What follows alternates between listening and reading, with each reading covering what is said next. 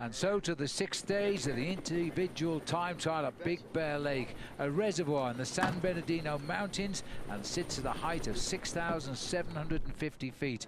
It was an altitude time trial, and Andrew Talansky, after his win on Mount Baldy, was getting ready for the fight and see if he could gain the seconds necessary to take the lead away from Rafael Micah.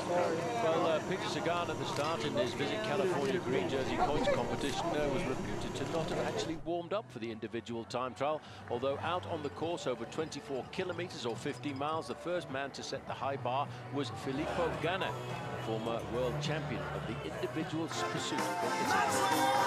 Ganna would stand for a long time, but then came Jonathan Dibben. In his first year as a professional with Team Sky, he set a remarkable time which put him on top of the leaderboard. He pushed Ganna back by 21 seconds. An impressive performance as well at 31.4 miles an hour, but as one of the early starters, he was up and wait in the hot seat for a long time. Peter Sagan taking his start to an enormous cheer. He's such a popular bike rider.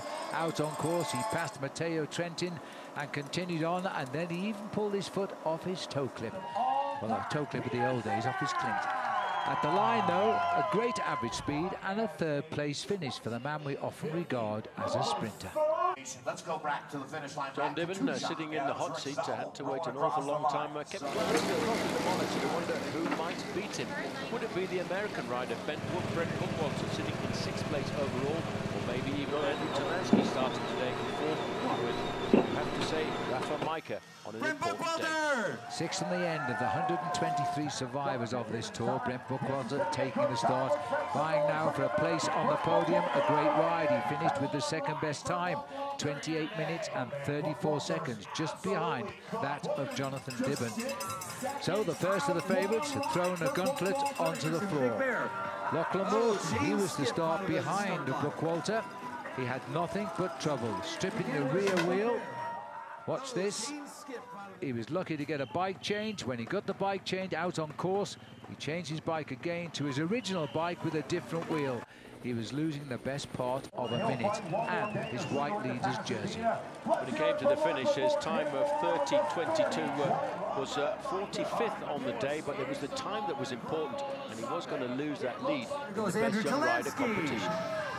Andrew Talansky had found his form on Mount Baldy. He'd won the stage there, and he'd openly said he was going to try and turn out the time trial of his life here to take the yellow jersey off Rafael Micah. Micah behind him. Talansky comes home. Third best time, 28.43, but the best time of the favourites.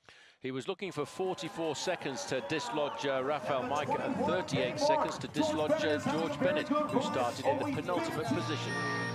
Now he had to wait.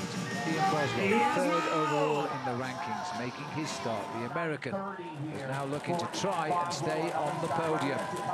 His time a little off the pace, only 20th, 29.26 for him. He will slip away from the podium. George Bennett, second overall. He was here to impress, and he was storming around the course. Jonathan Dibben just sitting there in the hot seat and waiting. That was all he could do, and when George Bennett came to the line, he stopped the clock with a 4th place finish. A man never reputed as a great individual time trial, who's now started to lay claim to a possible overall lead. So he was still the second place rider overall in the race, and the only man now left on course was Rafael Micah. Bennett had to beat him by just 6 seconds, and he would be the next leader of the race. Micah was now fighting to keep that yellow jersey.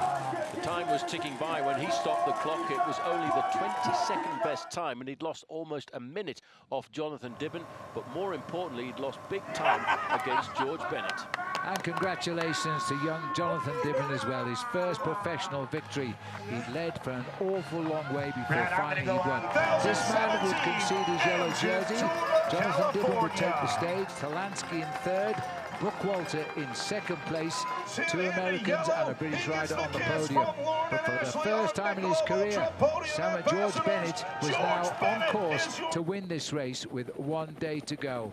Overall, he converted a 6-second deficit into a 35-second advantage over Rafael Micah with 1 day to come to Pasadena. Talansky was up to third.